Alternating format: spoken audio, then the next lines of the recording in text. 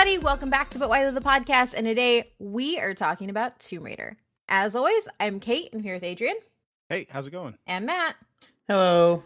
And it's probably not a shock to anybody that I'm leading this episode. And we've had 2 episodes in the past, but it's Lara Croft and Tomb Raider's 25th anniversary this year, and we're at episode 167 now, and Tomb Raider was the first episode of this podcast with different hosts, and I don't think you can find it anywhere. So we're taking a page out of Crystal Dynamics books and rebooting our Tomb Raider episode.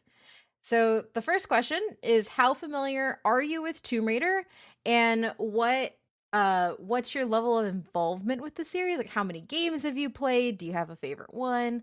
That kind of stuff.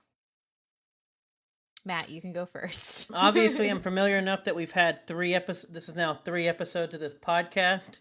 My level of involvement with the series. Obviously, I played some of the early PlayStation games, but that's about it. I haven't really played much. Never like one of my big type series growing up. So my level of involvement at this point is doing another Tomb Raider episode every year plus that we have to do. That's about the biggest involvement. And I've seen all the movies that I actually really enjoy, except that second one with Angelina Jolie, terrible. But between the reboot movie, I'm excited for the second one, or the sequel that coming, and then obviously the original one. As a Tomb Raider stan, I'm perfectly fine with admitting that Cradle of Life is just awful in every way possible. Adrian? Yeah, I'm pretty involved in Tomb Raider. Not as much as Kate, obviously, but I played some of the early games. I've seen the movies. I've played all of the reboot games. I saw the new movie. Yeah, pretty familiar with her as a character. She's badass. And yeah, that's really it. Like, who doesn't know Tomb Raider? Who doesn't know Lara Croft? All the people that like Uncharted that think they're the first. That's fair. Yes. Which we'll talk about that stuff. Which I think it is a good time. This is technically our 4th Tomb Raider episode because we reviewed the Alicia Vikander movie. Oh yeah, that's right. Yeah, we did do that. So if you're listening to this, you can go check out that review because I actually think it was pretty fun. And then Adrian and Matt made me mad at the end. So have fun with that episode. It was. How do you think sorry. about it? Sorry, we did that a lot. So because you all said that her dual guns was stupid, and I was like, terrible. "How dare you?" It was terrible. Yeah, It was Yeah, terrible. no, okay, we're not going down there again. Yeah, We're not. I No, don't like it. no. Also, Hey, her we're riding gonna the talk about bike the for like movie. 30 minutes was weird. Well, yeah, that's fair. But yeah, I have a movie section of this episode. Let's keep the chaos at bay until then. So for me, if you have followed me on Twitter, if you've listened to this podcast, I am probably the biggest Tomb Raider fan that I know. Just because for me, Tomb Raider was the very first game that I ever beat by myself. It was the first game that I ever owned myself. And my mom bought it for me specifically because she knew that I loved Indiana Jones and she wanted me to play a game with female protagonist. So she saved up, bought me a the original PlayStation, and then bought me 1 and 2 at the same time.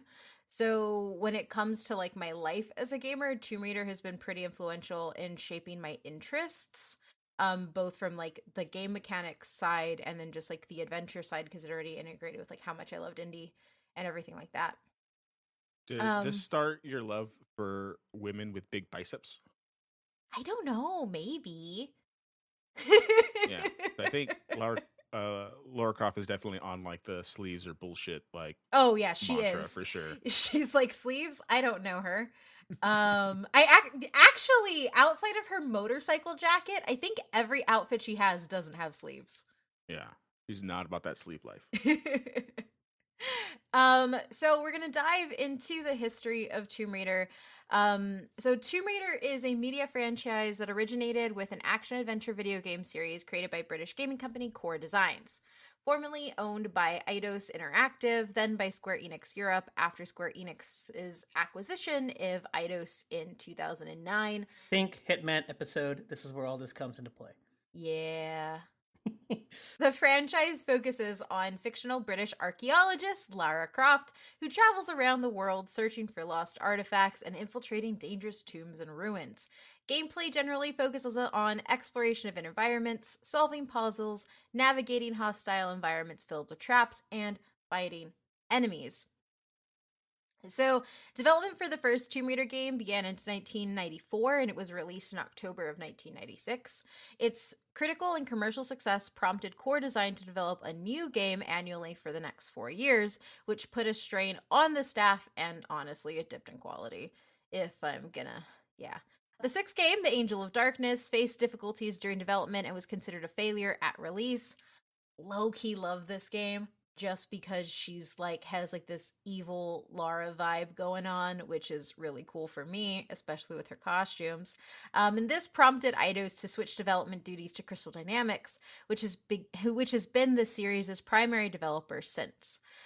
Other developers have continued to spin off titles and ports of the mainline series as well. That includes like mobile games, some like small co-op pieces. I know Xbox Arcade had released a couple. As we dive into, like, in order to talk about the history, we also have to talk about like who Lara is as a character. So like a quick character synopsis. She was created in 1993 originally by 6 designers who wanted to make her an Indiana Jones spin-off, but they ended up taking this in a different way. Toby Gard was the one who pitched Lara Cruz, because fun fact, initially, and I think I've said this it's not even really a fun fact because I mention it every damn time I can on this show. Lara Cruz was originally supposed to be an archaeologist from South America.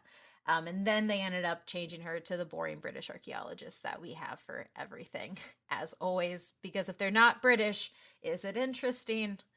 I don't know. According to film, they're not. Is it stealing, ancient treasures if you're not British, some British archaeologist? Are you not just destroying history if you're not a British archaeologist? Fair. Or, Fair.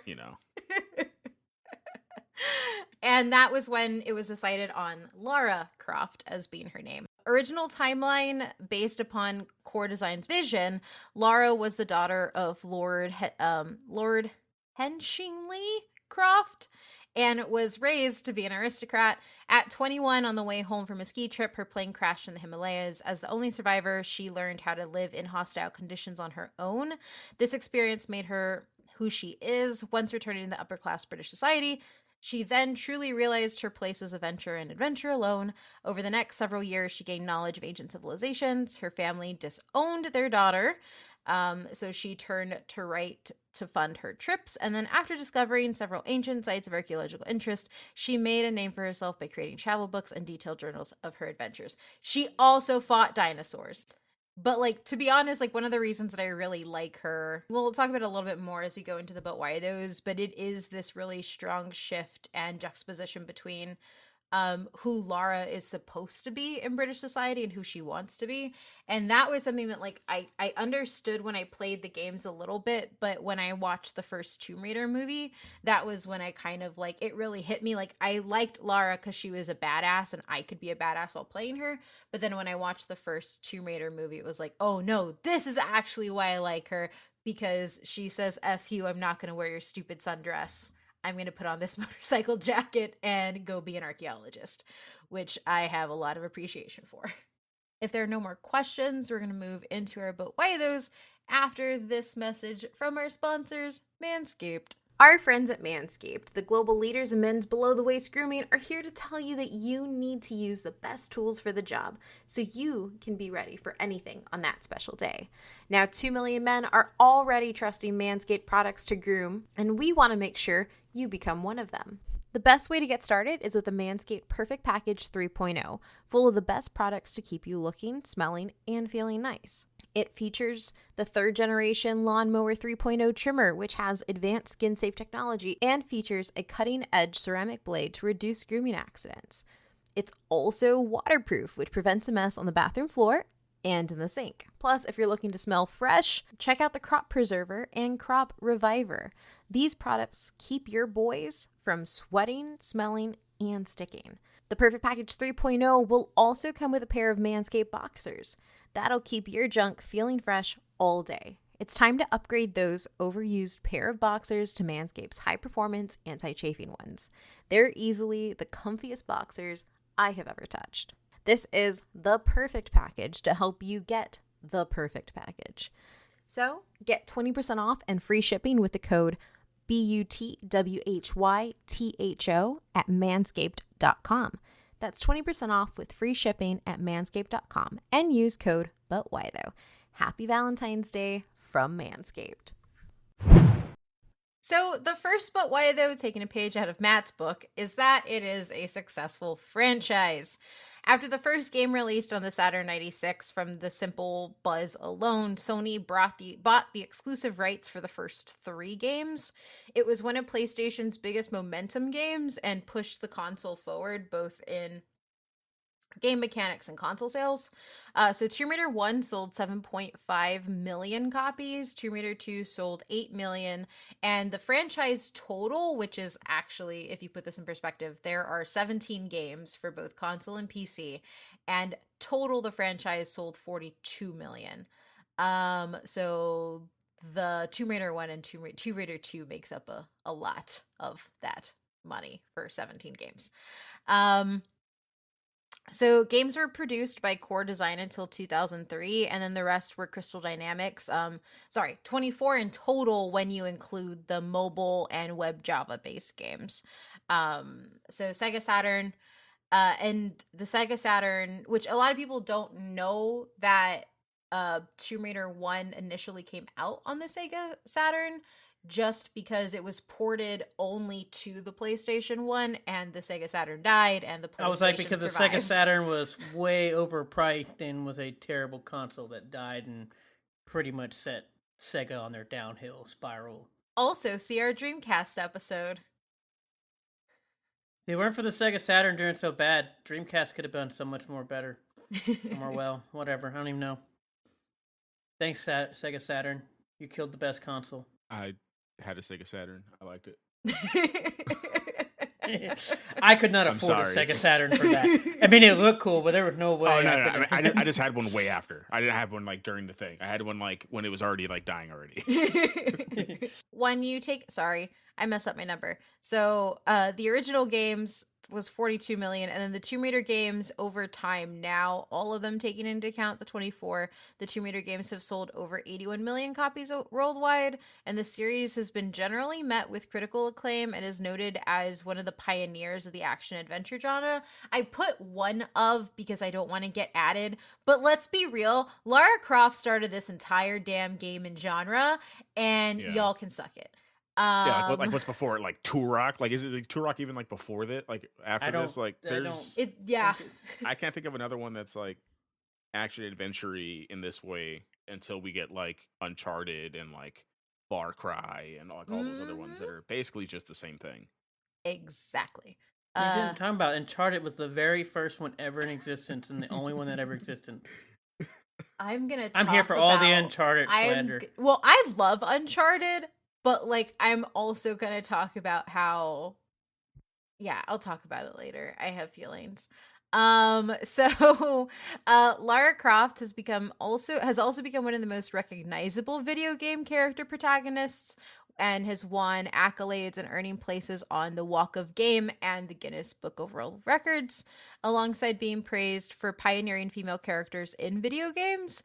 But that also means that she has been subject to controversy because of the sex appeal, which I will get on my platform and talk about and defend because her boobs are fine, guys.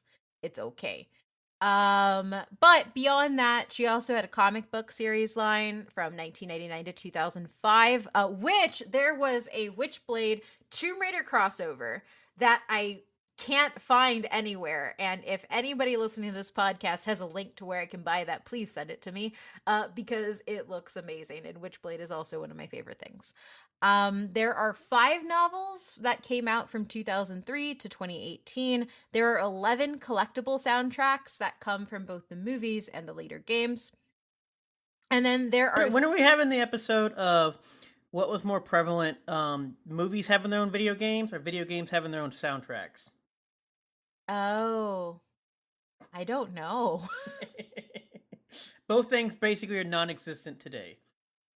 So Lara Croft Tomb Raider came out in 2001 with a budget of $115 million.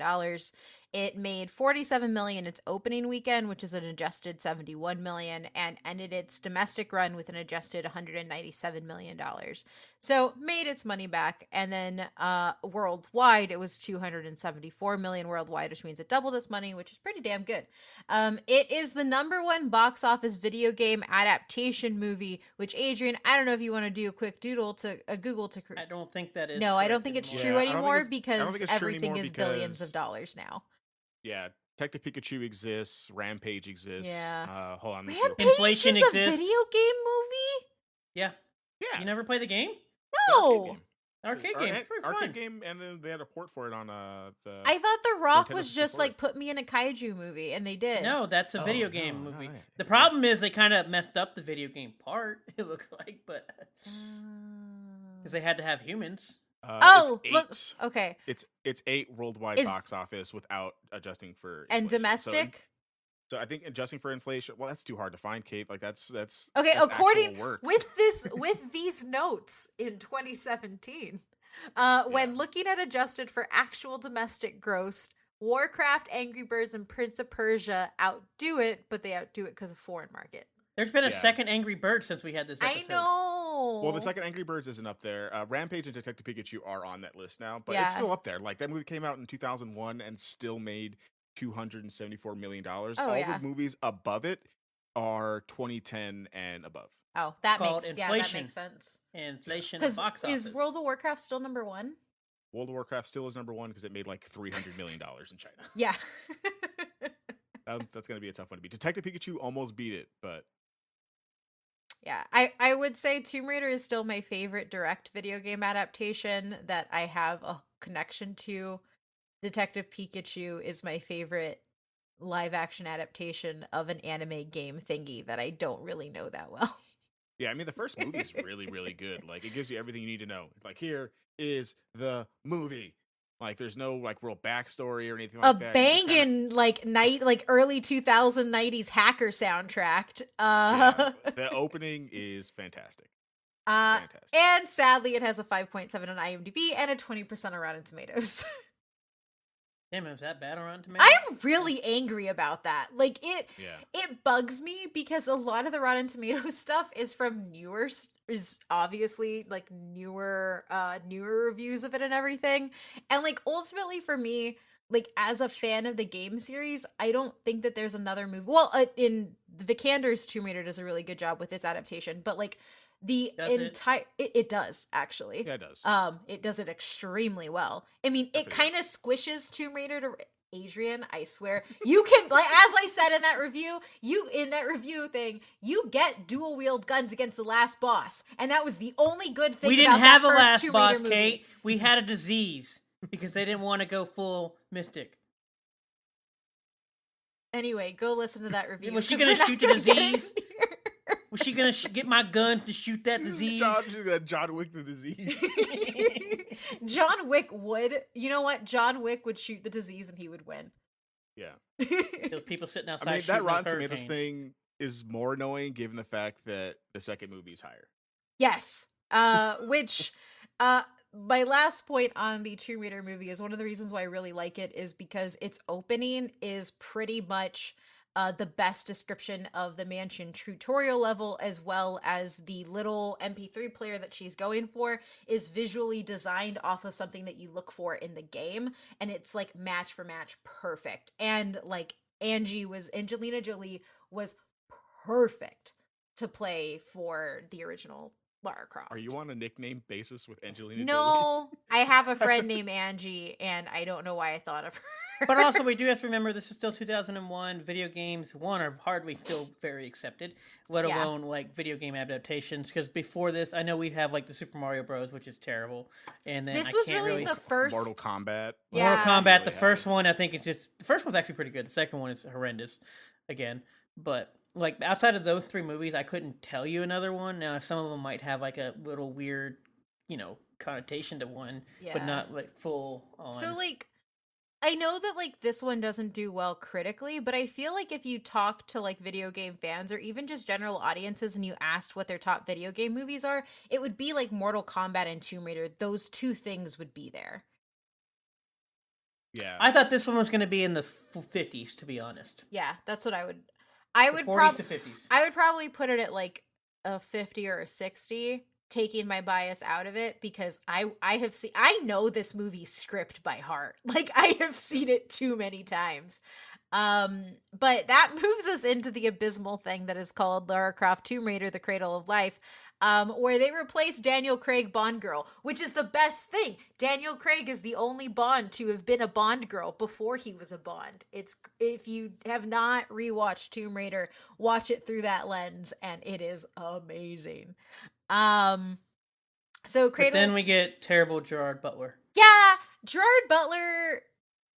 I like the man, but also, like, I feel like he comes in to do sequels of things that other, like, British / accented Irish, I don't know what, I don't know, like, UK accented people are. Gerard Butler is like, oh, you need one to fill in? Here I am. And I feel like that's very much the case here. So Cradle of Life came out in 2003. It had a $95 million budget, and it opened at a $21 million opening weekend, $30 million adjusted. It ended up grossing $92 million adjusted and made 156 worldwide. Bah, bah, bah. This movie's terrible. That's still 12 on like, the list, just so we're clear. Like, that's still like really, really high for like money wise. Because I was looking at the list because you mentioned it, I was like, well, what other video game movies really are there before that date? You have Super Mario Brothers 1993, Double Dragon 1994, Street Fighter 1994, Mortal Kombat, both of the Mortal Kombats, and then Wing Commander 1999, and then you have Tomb Raider, and then after Tomb Raider, then you have Resident Evil, House of Dead, Alone in the Dark, Doom, Silent Hill. Like, I would argue that Tomb Raider definitely kicks off, because if you look at the protagonists in all of those, I think Tomb Raider kicks off greenlighting these movies, especially when they have a female protagonist. Female protagonist with guns killing things, I feel like, becomes a genre. So Wing Commander, I didn't really know that movie existed. That has Keanu Reeves in it, doesn't it? What? Wing Commander? Has Matthew Lillard. Oh no, Matthew Lillard, that's what it was. Never mind. I was like, I'm pretty sure no. That one doesn't exist. What was the thing? I had another one before you said it. What was the other one you said right after? Double Dragon. I actually like Double Dragon movie, but I know everybody hated that movie. Freddie Prinze Jr. That's who it has in it. Sorry. And there's your problem. I mean, and even money wise, there, Mortal Kombat makes the most at 120 million, and the other ones are 51 million, 11 million, 4 million. You know, so they don't do nearly as well as the first. The funny thing about Street Fighter, I remember watching as a kid going, I like this, even though I hated what they did with Blanca, but also I like Jean-Claude Van Damme and other stuff. But it was one of those, I was like, you know what? They came back and I was like, I'll try to rewatch this movie. I couldn't do it. I was like, oh my gosh. It was like, this movie is terrible. I'm gonna. It's bad because it's not a Street Fighter movie. I will fully. No, it is not a Street Fighter movie. I will die on that hill. Like, that's not a Street Fighter movie. That movie's terrible. So, all of the cool Street Fighter stuff isn't in the movie, and I feel bad for every actor who had to be in that movie. Okay, you know what? That's how I feel about DOA. That Dead or Alive movie that we got. Because, yeah. He doesn't even do the splits. He doesn't even do the Van Damme splits in that movie. Like, that's a perfect movie for him to do the splits, and he doesn't even do it. So I really like the Street Fighter movie. No, you have to rewatch it. I did when I was a kid. I watched it in like 2012. Like, I didn't watch it as a child. You were definitely a child then. You clearly had to have been. You need to rewatch that movie then. That is terrible. I thought you tried to rewatch it when I did, and I couldn't make it. Poor Raul Julia, dude. Like, that guy had to, like... How did he fit in that suit? Anyway, so sadly, Cradle of the Life has a 24% on Rotten Tomatoes. So 4% better because critics are dumb. I say this as a critic. I have insight into that culture. But yeah. So then, since we had first done this episode, we now have another Tomb Raider movie, just Tomb Raider. That came out in 2018, and Lara Croft is played by Alicia Vikander, who I initially did not like for the role, and then I saw how jacked she was, And like homegirl has like 0% body fat, an 8-pack, and when she did her pull-ups on that plane, you saw all of her back muscles. So I'm here for it. She did Lara proud. But it is important to note that she is specifically playing I call it reboot Lara, and it's technically a prequel, not a reboot, but it's a reboot. But she's playing Lara Croft from the 2013 games, and in my opinion, it is a very well done adaptation for that Lara. Like I can't imagine, like if Angelina Jolie was perfect for original Lara Croft, Alicia Vikander is perfect Yes. for 2013 Lara Croft, and I really I can't wait to get a sequel to this. We're supposed to be getting a sequel to this, but COVID exists now, so Yeah. who knows? Well, I mean, what's they gonna did confirm happen. that one is happening. Yeah, So there is one Yeah, coming. I We mean, just don't know what it's year a that great. is. It was a great intro movie. Like, Yes. it gives you everything you need to know. I wish you would have got her double guns in the second movie, but I thought it was good. But I think when we talked about it, right, like, is it one of those times where you didn't know if you're going to get a second movie, so like just give her the double guns now because you don't know if you're going to yes, get greenlit for that exactly. second one, and especially like when it doesn't even make as much money as the 2001 Tomb Raider. Like that's a valid fear, but I Yeah. would have liked to see it like. I like somewhere the else. But movie. it's good. Alicia Vikander's jacked. She's super jacked. Yeah, no, it's definitely one of those like It's a great setup movie. I don't think it's like the greatest movie ever or anything. I did enjoy it. There's still some issues with the double guns, a few at the beginning, and then obviously the whole that we wanted to make mystic stuff into regular diseases. But I think what it does is set up movie to where I expect big things from the second Yes. movie that we're getting. Yeah. Like if the second movie doesn't hit like super well, then it just like I don't know, you wasted this Yeah. whole movie because I think there are flaws in the first one, but as Adrian said, it's a setup movie that you're expecting to, and it seems the way they even did it, like it set up to do multiple movies. Yeah, I know you're gonna get into this in the next, but why though? But like, I think the best thing about like the Tomb Raider movies in general is that they just like they do the game mechanics. Like, Yes. she's platforming. She's shooting stuff. Like she's My favorite thing doing things. is when so in the original Tomb Raider games, there's a very specific jump animation when you jump backwards and sideways, and Angelina Jolie does that in her movies. And then there's a very specific bow animation with how Lara moves in the new Tomb Raider games that Vikander does when she's using her bow.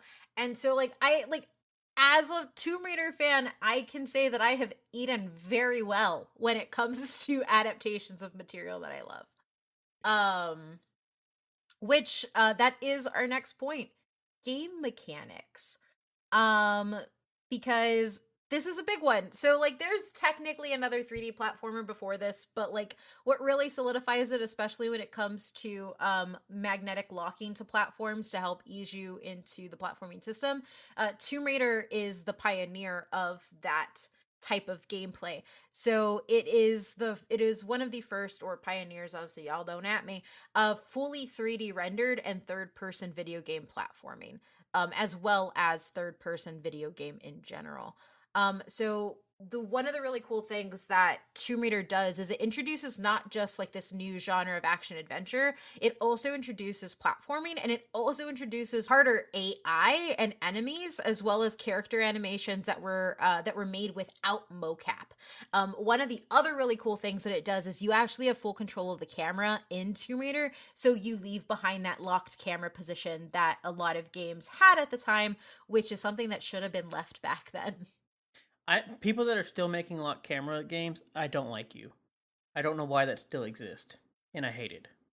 So like I played the medium and I understood why they did it, but it made my head hurt because it shifts your perspective and it is just very hard to navigate environments in that way. But we can thank Tomb Raider for really pushing how these 3D rendered and open worlds worked, as well as the type of I don't really know how to explain it, but like the type of space that you as a player take up in them. Because when you're playing first person, it's a very different and limited scope of what you're doing. Whereas one of the things that was extremely important to Tomb Raider, especially as you're working through puzzles and platforming, is having a full range of understanding your environment, knowing where you can go, knowing where you can't go, and knowing what pathways you can try.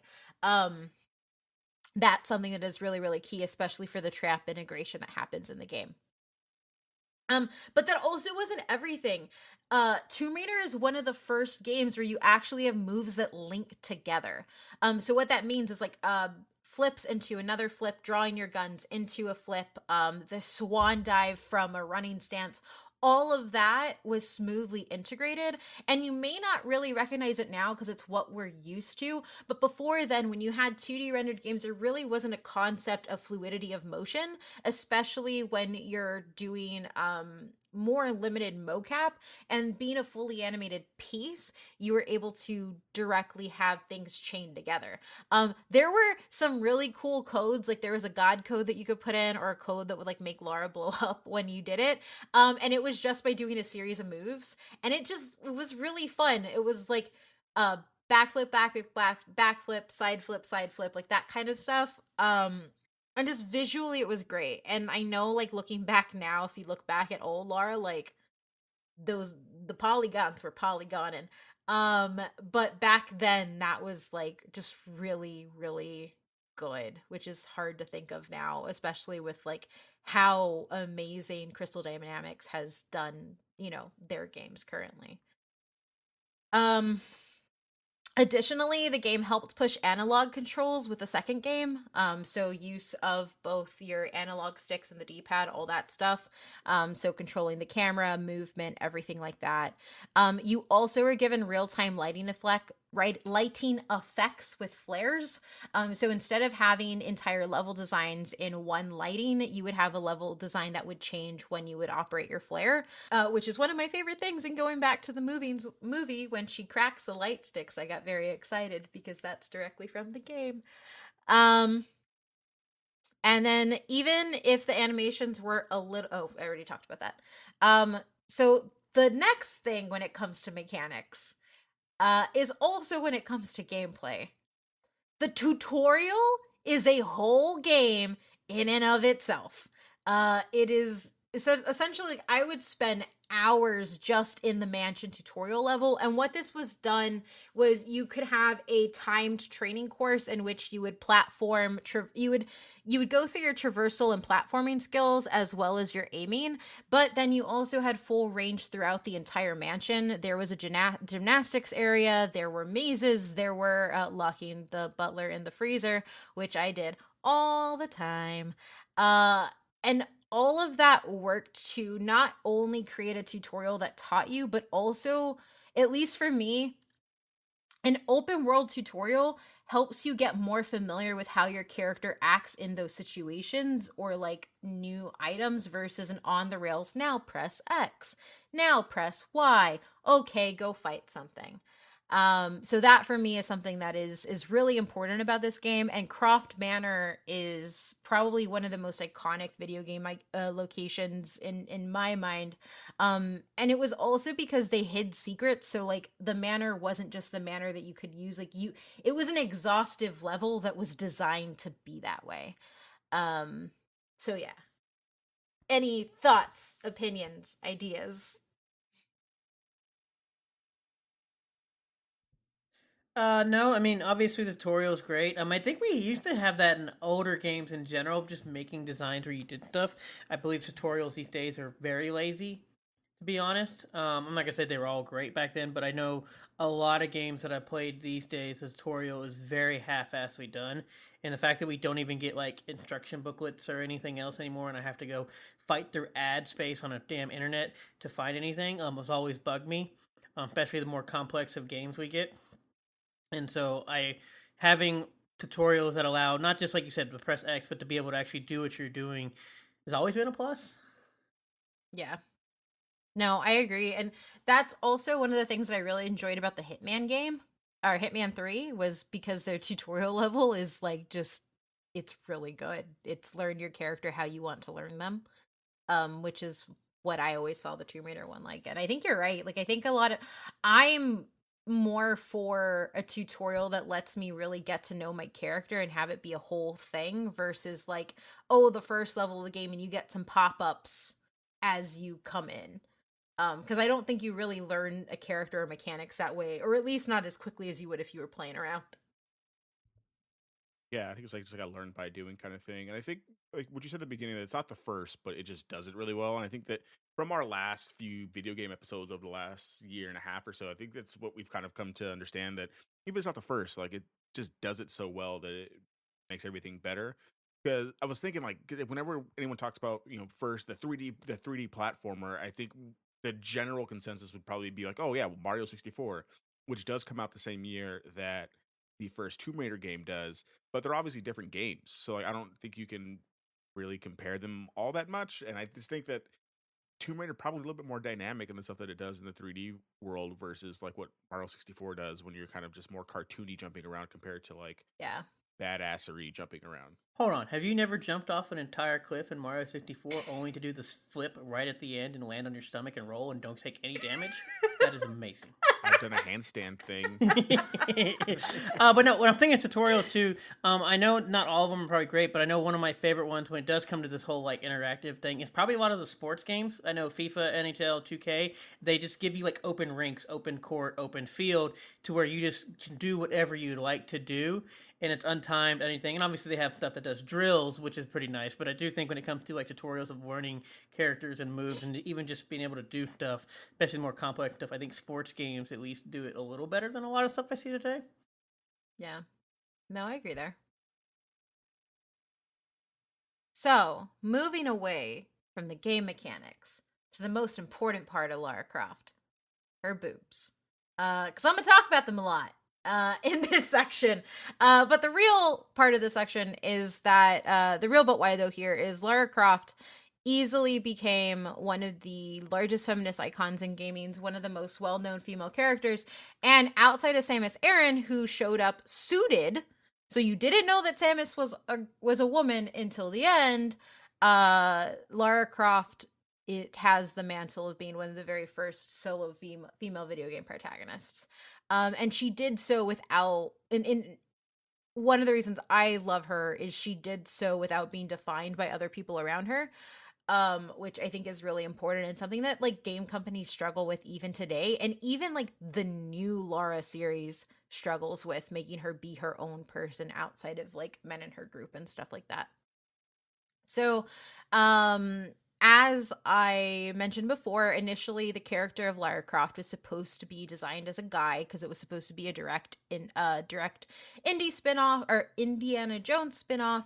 And she was reimagined as Laura Cruz, which, as I mentioned, I'm still very bitter about because that would have been amazing. And she took inspiration from Tank Girl. So her boobs were inspired by the rocket bra that Tank Girl wears, but more specifically, it was Tank Girl's attitude, essentially owning her objectification, brandishing her promiscuity, and pretty much breaking the norms of what was accepted to be feminine. So I'm also a huge fan of Tank Girl. If you don't know, and if you look up the original artwork for Lara, it was very irreverent, not towards Lara, but towards like any concepts of femininity. Like she had a very hyper, like not hypersexualized, but she had a traditionally beautiful and sexy body, but at the same time, like she's drawn holding severed heads. Like the inspiration for Lara Croft came from this movement of girl power, GRRRL, and like this idea of pushing back against norms. And this was really one of the first times, I don't want to say first, like the 60s is all about sexual empowerment and everything like that, but through characters like Tank Girl, you essentially got women who were, and I'm trying to figure out how to explain it. It's sex positive, I guess, is the easiest way. You could be sexy without being sexual, and then there were issues that came from that, not just with people not liking her boobs, but actually some really bad decisions that Core Design made in her marketing. So for initially when Toby Gard created her, she wasn't supposed to be a quote unquote tits out for the lad type hero. But essentially what happened was the moment she came out, CyberArk got a hold of her. There were nude patches for all the games, which she would play naked. And then Core Designs greenlit appearances in magazines with titles like Silicone Girl or Bigger Than Pammy, Wiser Than Yoda. And there was a lot of sexualization that ended up getting pushed by Eidos or Eidos pushing core to essentially like include all of these like objectifying pieces. And this is one of the reasons that Toby actually left core design, because he just like essentially they took his character and just ran her into this like hypersexual and not really respected, at least from like a marketing standpoint, person. There's this story that like people had purposely made her boobs like absurdly large because they just like flipped it all to the end. But for me, when we look back and we look at kind of her history, like Lara Croft as a character in her own game, there isn't any objectification that happens. And I think that there's an important distinction between sexualization and objectification. So like when you look at a character who is objectified, that character doesn't have their own agency. They're defined by people around them, and the only thing they are is any sort of sexual gratitude that they can give to another party. Whereas somebody who is sexualized and is shown in like that type of thing, they can be sexy, they can have, you know, larger breasts, they can, you know, be nude, all that stuff, but they can also still end up means like sexy doesn't mean that you're objectified. And I think in the games that is very much who Lara is.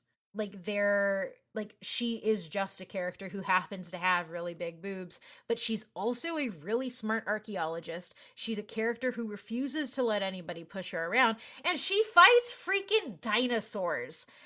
And so like for me, when we have this larger conversation about how Lara Croft it was made for men, like it was marketed for men, but the game itself, it was very respectful to the character. So I think when we have those conversations, we ignore what the actual original games did, and we focus so much on what like the really shitty decisions that Core and Eidos made.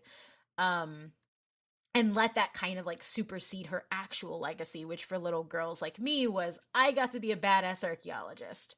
So the larger part about this too is that Lara Croft, like I said, fit into this larger piece of 90s feminism, of girl power, of riot girls. And Lara Croft was made to essentially fit into the 90s Britpop aesthetic. So think about like Spice Girls, Buffy, Xena, all of that type of stuff. Adrian's currently moving his head, and I feel like he's singing a Spice Girl song. Yes, I was in my head. Yeah. Very much so. But yeah, so and from that you get all the things that I just talked about. You get a lot of characters and fans of those characters who are really pushing to try and demolish double standards that separated genders and establish treatment and representation for women in both like law and media. And like feminism in the 90s, like this is probably one of the larger pieces where you get to see direct action on like female heroines taking place in media. And that doesn't mean it didn't happen before, but it means in the 90s you have an explosion of female characters leading the way in both video games and television and film as well. Women really get to be action hero things. And you also see a value in reclaiming girly aesthetics and girly things like Buffy. And then you just have like these larger celebrations of bodies and sex positivity, which I think when we look at it, when you look at it from the 2013 lens, which is when the first conversation started with like reducing Lara's breast size, making her more normal, and changing her, which like I'm fine with because those games are hyper realistic animated versus how all the other stuff was. It kind of misses the point of like the type of feminism that Lara Croft was originally playing into, was like, no, we can be sexy and we can be these things and we can also kick ass, which is extremely important. And I think that it's something that a lot of people still struggle with now, both when it comes to receiving media and producing media. So I just want to make sure that that stays at the center of the conversation, because when Lara initially came out, all of the crappy marketing aside, she was a feminist icon because of these things and because of the feminism of the 90s and early 2000s that she fit into. So this is where we get into the large argument of whether or not the original Lara Croft can be sexy and also be a feminist. So, alluded to it the whole time when the rebooted Lara Croft came out, and I say reboot just because her design was overhauled, there was a lot of talk about how Lara's initial sex appeal was a large problem and they needed to correct it. Now, when we look back on the marketing, models hired to play Lara Croft, including former Page 3. Page 3 is a nudie magazine model who Nell McAndrew was later fired for posing for nudes as Lara for Playboy. Essentially, Lara becomes a fake woman and is not human and not a real woman, so she can't be feminist. And the reason I use fake and real is because apparently because she isn't ascribed like a lot of emotions in the games that somehow removes any sort of femininity, because you can't just be a badass, you have to also have all these other things. That's a whole topic. And then also she's frail in the fact that like she doesn't have any clothes on, or like she's wearing, you know, kind of like the booty shorts and like the sleeveless shirt for like everything. She doesn't have a lot of supplies. She doesn't have a team. And all of that makes men want to protect her and all that kind of stuff. And that's like the argument as to why original Lara can't be feminist. But like for me, when I look at like why she has been a feminist icon for me and why she is really important for representing women in the gaming space, whether she was created, regardless of the marketing cycle, regardless of the fact that she was created by dudes, is the fact that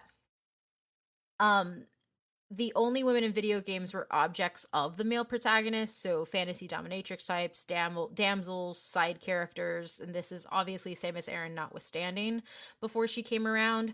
And while she was marketed to men and boys, the early consumer reports from Eidos said that 40% of the people buying her games were female. So, like, regardless of this really high push towards the hypersexualization of Lara Croft in magazines and TV and everything, there was still a very large fan base of women and girls who were picking up these games to play. This is a quote about her. She not only took what was traditionally a man's role, she was a strong woman in her own right, dangerous, intelligent, and attractive. In Tomb Raider, we learn that Lara is a freelance adventurer and archaeologist. She plays for sport over money. That's one of my favorite lines that she ever says in anything ever, meaning that her time is as flexible as her body. She's independent outside of her job too, as she has recently moved into an expansive mansion and that she bought for herself. Her hips are not for bearing the babies of a man she may fall in love with, but for the gun holsters to lie. To some people, Lara was a sex symbol and was this beautiful woman who was positioned as a pinup character in advertisements, but she was also inspirational on so many levels and had a fairly fleshed out character and a very interesting one. And she was inspirational in terms of her independence and quick wit. And that's from Megan Marie, who's a game scholar. And for me, like, that sums up why I love her. I wrote a piece about it that's on the website right now where I talk about like why Lara Croft is more than the male gaze and why we can't throw out the original Lara Croft for the sake of the new one. Like, we can celebrate both because they both do different things. Yeah, which kind of goes two things I have about this whole entire thing. Of one, we're still thinking at the time of, you said 40% of her audience was female, were female and stuff. But the funny thing we get when we talk about video games, especially during the 90s and everything else, of I don't think a lot of little girls are looking at Playboy. Yep. I don't think they're looking at a lot of these advertisements, and especially considering a lot of these generational people think that video games were for kids in the first place. Yeah. Marketing stuff you're talking about probably wasn't even for them, much of the part. So that's kind of like the weird thing. That's why this is always when I hear this stuff and sell, I'm like, dude, so 30-year-olds who were not playing the game, as you all said they were for kids, was not getting all this marketing type stuff. The second thing that comes to, and kind of with an inclusion of, which Lara Croft kind of reminded me of, especially if you've talked and done stuff, and then we even moved from the 90s feminist girl power stuff, is when we did Seinfeld episode of Elaine, who is very sex positive, and you talked about on that episode, and how that kind of goes away from the norms of everything. Obviously, Elaine was more of just a comic, comedian type show, but just kind of as you see throughout the entire different genres of more than just being, I guess technically the badass who fights dinosaurs, but the other badass who fights people for sponges. Yes. And so, kind of what we see throughout this whole thing, and just in general, people basically get confused or whatever this whole thing between can people be sexy anymore and all the stuff that we see. And sex positive and all the other stuff. Yeah, and that's been like my biggest problem, like especially when I've tried to have conversations, and obviously don't have conversations online, and I haven't tried to in a while. But like when I was like first coming onto Twitter, and like some of the newer games, the new Tomb Raider games were coming out, like people would automatically just say, "Oh yeah, the old Lara was trash," and I was like, "But why?" It's like, "Oh, her boobs." I was like, "Okay, but why? Did you play the games? Like, did you actually see her story? Did you actually see what she did, or do you just see that she was a boobs and just write her off?" Because like that for me is just as bad as, you know, like you're defining her by her looks either way. Either you're somebody who is buying into the Playboy magazines and that's the only reason you like her, or you're somebody who is completely throwing her in the trash bin because she has big boobs. And that's something that bugs me to no end. Which we've seen a lot of, actually, since we've started this podcast in general, just a lot of stuff where the people who are supposed to be for change, who end up, just all they end up doing, defining the people they say stuff by simpler terms, like Yeah. you said, of boobs. And we've seen it with a variety of things, but yeah, like, Yeah. I saw boobs and that's bad. Yeah. Like, so And you this think is like big no boobs don't exist? because like and this is a conversation we have in anime all the time, and this is no shade to like the reboot lore, because like honestly, like watching Vikander's movie, I actually ended up with a larger appreciation of the first two Tomb Raiders games than I did having, you know, than I play. I still don't like them, but like I had a larger appreciation. Like Lara Croft doesn't have to be defined by her body, but like we also need to notice that Lara Croft is doing two different things in two completely different generations of both gaming and feminism. And I think that that's something that a lot of people just completely forget or ignore. Yeah. Boob's good. Yeah, I mean, that's like my thing here, right? Like, first of all, who doesn't like boobs? Like, point me out a person, and if they don't like boobs, I'm gonna call them. There's a a liar. reason I appreciate DOA's jiggle physics. Yeah, like just stop. But also like oh, she's hypersexualized and blah blah blah blah blah, and like people are doing all these new things. Rule 34 exists. We talked about a Super Mario porno during our Mario episode. Like those things happen. So to like let that just influence your opinion on the game, like just shows how much I don't want to gatekeep Tomb Raider, but like it just shows like how much you just don't care about the character just from the get go. Yeah. And your Which- arguments are kind of invalid to me at that point. Yeah. Well, that's the thing. We talk about, which we kind of mentioned of stuff of people, as we talk about the whole thing of people like fantasizing or any type of other stuff, like, you are literally doing the exact same thing. Yeah. Obviously, there are going to be people that do that. We know, and it's bad. But at the end of the day, if that's what you are doing to make sure you're quote unquote stopping it, you are still doing the exact same Well, thing. and that's like the other thing too, that like because like for me, like when we look at this Tomb Raider narrative, Toby, like the guy who created Laura left the company because of how shitty the company was marketing her. And that is on the company. But like you can't put that on the character, because literally the dude was doing what he could to protect his character and make her this way. And so much of the conversation they don't even blame Eidos and Crystal Eidos and Core for this. They're just like, "Oh no, boob's bad, dev's bad." And I'm just like, "No, honey, that's not how it works." Like play the game and then we so can like, talk. So what is like the Angie Jolie movies, are those bad too? Because Yes, Angelina Jolie some has of boobs. some of them had said that. You and can't it's can't like the frustrating. movie and not like the game for when it's like the same thing. Just Yeah. because like Angelina Jolie's hot, like doesn't give you a pass to not like.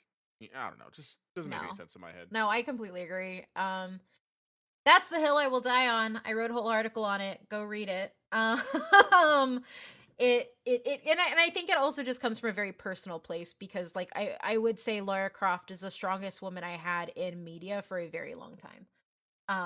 And that means something to me. So I get a little angry when people try to take But that when you were a away. little kid, did you see all the little No, Playboy I magazines? didn't. I did not see any of the Playboy Apparently they were worried I that's what didn't all you see- saw. Well, and that's the thing, because like she didn't just do Playboy magazines. Like they also, I think she was like on cover of Wired that had like some of that stuff. Like some of those titles. No came kid from is other reading things. Wired. Well, that's what I was saying. Like I didn't see that. My mom didn't even see that. My mom just said, "Ooh, female Indiana Jones. My kid wants to be an Egyptologist when she grows up.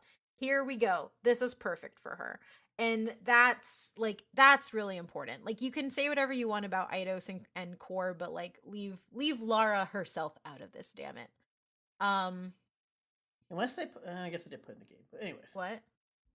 no, I was just like, unless they're like handing those Playboys out to all the people buying the game, I just I mean, don't. yeah, I mean they put the nude patch in, so like. Well, that's why I said they didn't put the nude patch in, yeah. Eidos and Core messed this up a lot, but it was really not what the creator wanted, and I think that that's a really important standpoint to make.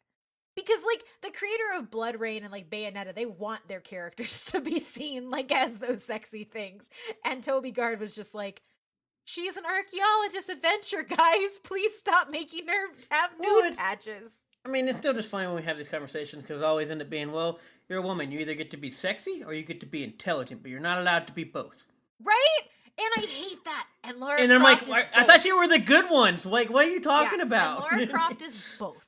And that's you must important. be ugly if you're smart, or you must be dumb if you're thinking. I'm like, I'm at what? Anyway, stop putting people into gender restrictive boxes. Let them be whatever the hell they want to be, and embrace your sexuality. It's not going to kill anything. This brings us to the reboots, which I feel like I've kind of slandered a lot up to this point just because of this. But the reboot, reboot in quotations, it's actually a prequel to the existing series. They do retcon some timeline things, but ultimately it is made to be a prequel and not a soft reboot. The reboot series, or the new series, launched in 2013 with Square Enix as publisher and Crystal Dynamics and now Eidos Montreal developing. It has been in the works. It was in the works since Underworld's release in 2008, Tomb Raider Underworld. That is a very good game.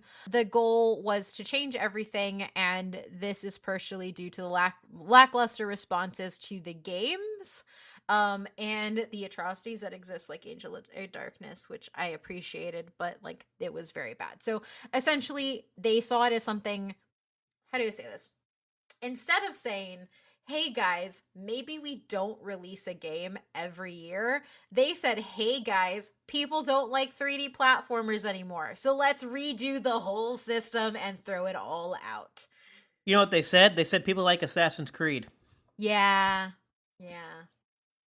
Tomb Raider 13 or Tomb Raider 2013 was actually the best-selling game of this the best-selling game series of 2013.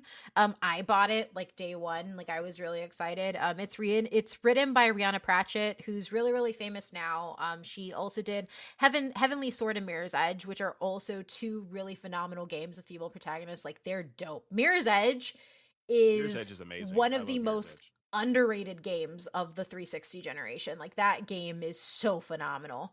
The parkour and just wholeheartedly agree. Chef's kiss. Now the way she was described was that she's human now because she's emotional and she's vulnerable. I personally make the frail argument, but in a different way, because where she had no clothes on here, now she has like no emotional fortitude. Sorry, I just have a lot of issues. So quoting Rihanna Pratchett, she said, "We're careful to make sure that people do not underestimate her because of her gender. We try to make others in the game utter gender-based slurs. We try not to make others in the game utter gender-based slurs. Either the way Lara is marketed now is not sexualized. It's still beautiful, it's still strong, and it's still characterful, but it's not sexualized in the way that it has been before.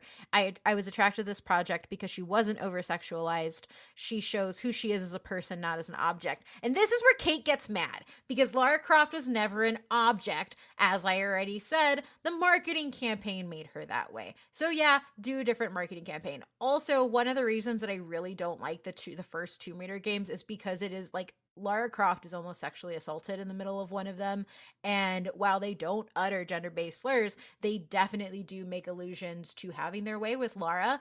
And they go ham on the dying sounds, where it is just her moaning and grunting. And as much as they say that they tried to not define her as something that was sexualized, they very much did. And in a way that, like, in my opinion, was a lot worse.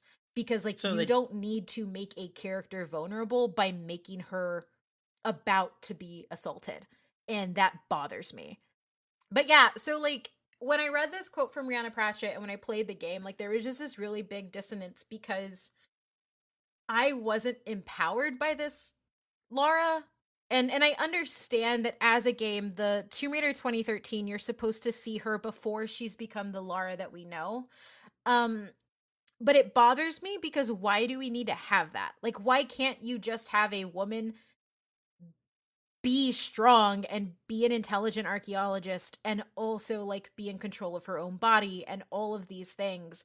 Like, I didn't need to see Lara being traumatized over, because that first game, so much of it, Lara has like no resources. She's consistently in harm's way and like she's surrounded by dudes. And it is just so aggressively like trauma porn that like it is hard to get through.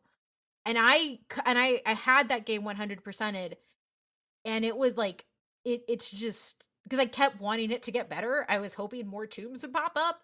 None of it did. And so like it's hard for me to hear the feminist arguments for Tomb Raider 13 when like I had such a negative experience playing it, especially as somebody who like finds power in the original.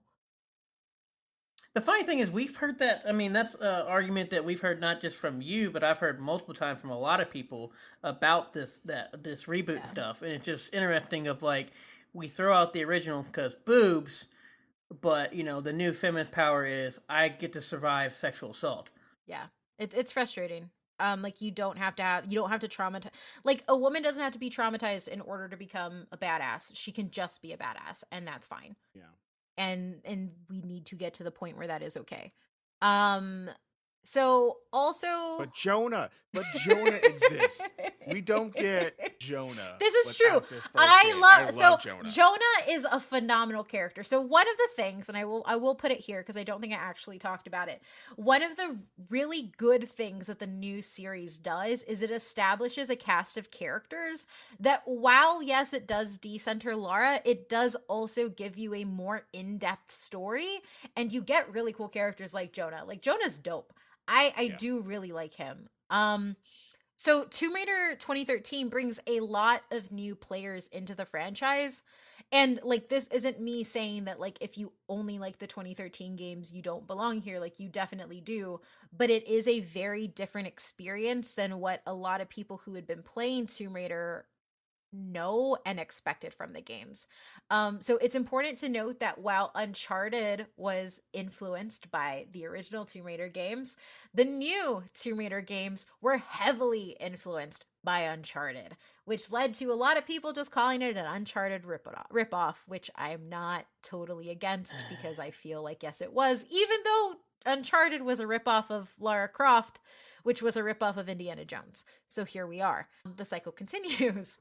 But the reason that I have issues with the new Tomb Raider games, outside of Shadow of the Tomb Raider, which is my favorite, and God, I love that game so much, is that it completely removed a lot of the mechanics that originally existed in the original Tomb Raider series, and instead replaced them with with RPG mechanics, a pretty close to FPS combat system, and stealth mechanics that weren't ever present. So they made Assassin's Creed. Pretty much. You essentially end up speccing Lara based on experience points. You get skill trees like Brawler, Survivor, and Hunter. You have the stealth mechanic, and while players solve puzzles during the game in its main campaign and the optional content, I argue, like, having played it through, like, I literally kept trying to find every damn thing I could because I wanted the game to be better and I wanted to like it more. The majority of the puzzle solving actually happens in the optional content. So if you just do the mainline story and avoid it, you miss all of the puzzles. And because like the puzzle mechanic that is introduced is actually really interesting, and as they build on it as the series goes on, it hits like really full force in Shadow of the Tomb Raider. But you have smaller world puzzles that then fit into larger world puzzles that help you traverse and progress in your levels, that I think is really, really well done. But all of that is hidden away. Also, so what they made Assassin's Creed. Yes, Matt, they made Assassin's Creed. It's frustrating. The other thing is that while it is a Tomb Raider game, there are only 7 tombs in the base game of Tomb Raider. No, that's not how that works. Now Rise of the Tomb Raider institutes a pretty subtle shift in my opinion. So you have like phenomenal success with Tomb Raider 2013, but Rise of the Tomb Raider really embraces more of the tomb diving, more like in like the geocaching sense, and then also really embraces more puzzles. You still have stronger stealth mechanics, but you do have the option to kind of play without that if you want to, outside of a couple of So missions. they went full Assassin's Yes, Creed. Matt, they went full Assassin's Creed. Leave it alone. But it's still not Tomb Raider, because when it, like we said, Tomb Raider introduced and did better the fully 3D rendered platforming, and none of that. Like there's some in it, but not that much. Then you have Shadow of the Tomb Raider, which is my favorite because it is so chocked full of platforming mechanics, beautiful traversal mechanics, whole bunch of puzzles, extremely difficult tombs that you can go into. And this game underperforms compared to the other two because people didn't like it. And I have not met a single person who is in love with the 2013 game that loves Shadow. And everybody that I know that didn't like the 13 game actually loves Shadow, because we're getting back to the core of what Lara Croft was when it came to the game. These games are better than any Assassin's Creed game I've ever played. Oh shit. Well, clearly that is wrong, but that's fine. Yeah. Considering Shadow- these games Shadow- are Shadow clearly of rip-off of Shadow of the Assassin's Tomb Raider. Creed. Shadow of the Tomb Raider got better story than Shadow of the Assassin's Creed. Tomb You Raider clearly never story- played the first few games, So but that's what, fine. what makes me frustrated is Shadow of the Tomb Raider, I think, is what they should have done from the beginning, because Lara goes through some shit in Shadow of the Tomb Raider. It's pretty heavy. She is responsible for some deaths that she has to carry with her. But she doesn't feel like she's being assaulted at every single turn. Like her vulnerability is more of like the weight that she puts on herself, and not necessarily like this hostility and fear from others, which I think is like one of the best ways to like make a character and to drive a character. Because one of the really important, like one of the really awesome things that I thought was done really well here is in the Tomb Raider movie with Vikander, there's that moment where you get to watch Lara kill her first person, like ever, and it's really emotional. One of my favorite scenes in all of video games is where Lara goes predator and is like rising up from the water on fire. And one, you see her big ass biceps, but two, she just goes completely berserk, and like you see this flip in her. All that is to say, like, I don't know what is planned for the future of these games, but if Shadow of the Tomb Raider is what I'm going to keep getting, I'm really excited. And I want to see more. When you go into the ratings, though, so the first Tomb Raider, Tomb Raider 2013 had 9.1 on IGN. The Definitive Edition had an 85% on PS4 and 81% on Xbox One and 86% on PC from Metacritic. Rise of the Tomb Raider was a 9.3 on IGN, with PS4 being an 86, 88 for Xbox, and then 86 for PC. And then for Shadow of the Tomb Raider, it ended up with an overall 78 on Metacritic, a 9 out of 10 on Steam, and a 9 out of 10 on IGN. So there have been like some dips, but I think IGN has been pretty consistent in rating about 9s, but I don't know how much I trust IGN's rating on a lot of things. But yeah.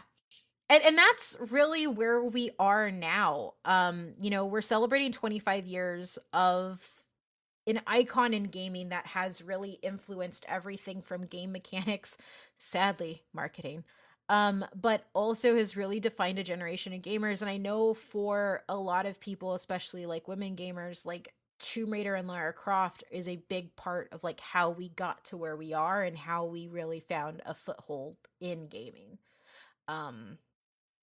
So that's all I got. That's Lara Croft. Any questions, class? Tell me about Tomb Raider Reloaded. Just kidding. I don't know. I guess they're coming out with an arcade game in Canada. I guess that's like the newest Tomb Raider thing set to. I did not even know about that. Yeah, so I don't think it's. I clicked on it because I thought it was going to be. Oh, we're going to get another Tomb Raider game. I kind of like the reboots. I like all of them in the same way, but again, I don't have like the same lens of looking at things that Kate does, so I definitely understand those issues with the 2013 game. I haven't replayed it, so I'm sure if I replayed it, I'd see a lot of those things. But the first time I played it, I was just like, I'm gonna shoot this dude in the face. Yeah. Stealth mechanic. What is stealth? I got a rocket launcher. No, I don't think you have a rocket launcher, but I have an arrow. I'm gonna shoot someone in the face. But Shadow of the Tomb Raider is great. I think Shadow of the Tomb Raider is great. I don't know if you mentioned it, but I love like the history things, and obviously, since you're gonna set it in the region that Shadow of the Tomb Raider is set, I spent more time probably like reading, the Aztec thingamajig or like this thing or that thing, because it was just really, really interesting. I think that game has the best of like those little nuggets throughout the entire of the three. And I will say, like, I was really worried when they first announced Shadow of the Tomb Raider because they show her in like a Calavera face paint, and I was like, "Oh, we're not doing this again. Please don't do this with a favorite franchise." But when she goes into it, like a lot of like they spent a lot of time working with native consultants and stuff like that, because they use a lot of Nawa and Quichua, which are like the indigenous languages of like the different regions, so like Mayan and Aztec. And you can play the game with that entire, like you can either play with them speaking English to Lara, or you can actually turn on the voice actors for those things. Like I think you're right. Like, I think when it comes to actually like immersing you in a culture and immersing you in like a location, like Shadow of the Tomb Raider, there are very few games that beat it. And honestly, I will say I don't like these games, but I can at least admit that they are good games, and I see why people like them. They fit the mechanics that Assassin's Creed popularized, and everybody does want to play. And they are like good games. It's just hard for me to get over the bias of like what Lara is in my head and what she is to me. But they are good games, and their scores prove it. Yeah, the only thing I'll say about the Tomb Raider 2013, stop putting multiplayer in everything. Yes, please. I don't need a multiplayer. Assassin's Creed. Which also Assassin's Creed. Stop putting multiplayer and stuff. We don't. Not every game needs a multiplayer. Stop doing it.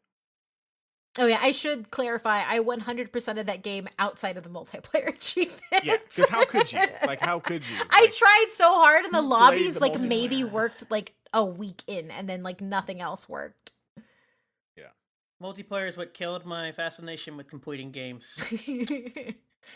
I had like the first 4 Assassin's Creed games all 100%ed like that, and then they added multiplayer. Brotherhood happened. Like, well, never doing that ever again.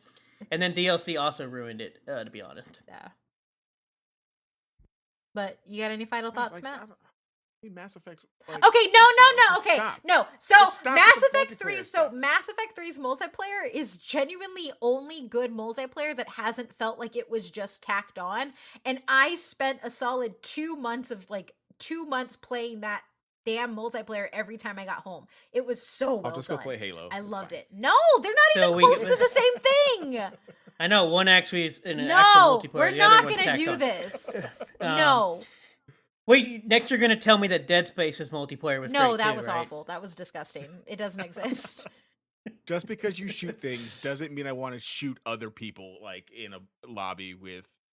But Mass Effect was essentially just a horde mode, which was why it was good. You just worked with other people to do waves. If I wanted horde mode, I'd go play actual horde mode. I hate everybody here.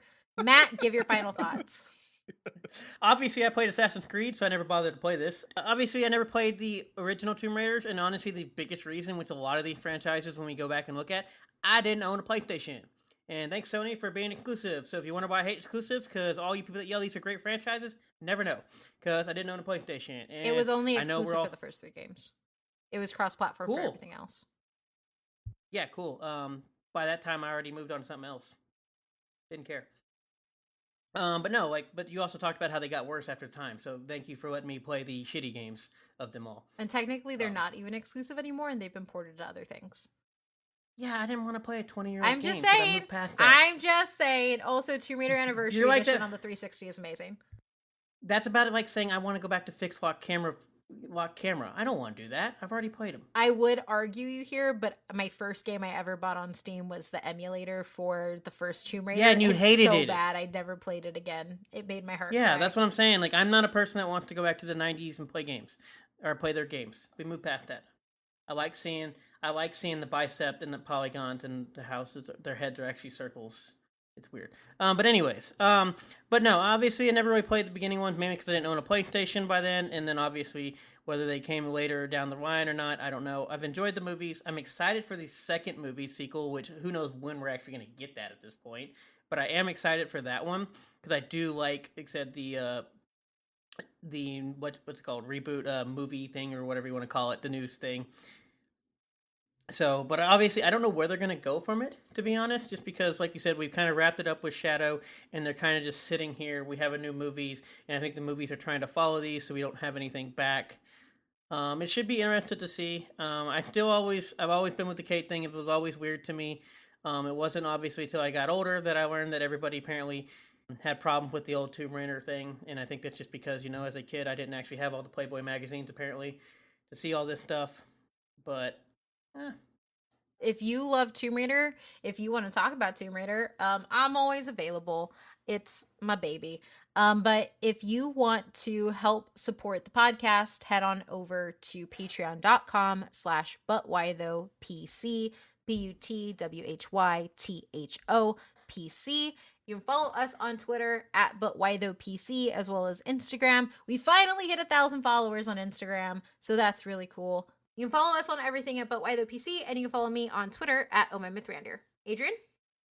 Yeah, you can find me on Twitter at Superruiz93, SUPERRUIZ 93. Matt?